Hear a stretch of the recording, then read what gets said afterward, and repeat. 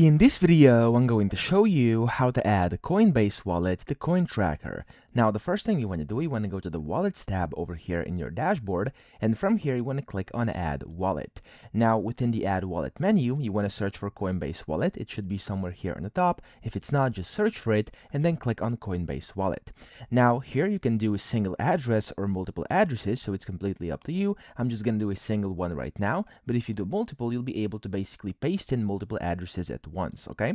So here you first have to select the blockchain which you are operating on within your Coinbase wallet. So for this example, I'm just going to use Solana. Of course, you could use any of the other ones.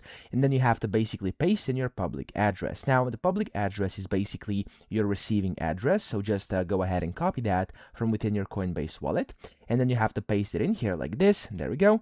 And then you simply want to click on Add Coinbase Wallet. Now this is going to start loading for a few seconds. It's going to start syncing your wallet, and then it's going to basically add in your Coinbase Wallet to CoinTracker, and it's going to basically show you all your transactions, stuff like that. Okay, so that's how to do it. I hope this video helped you out. If it did, please subscribe to the channel and help me out as well.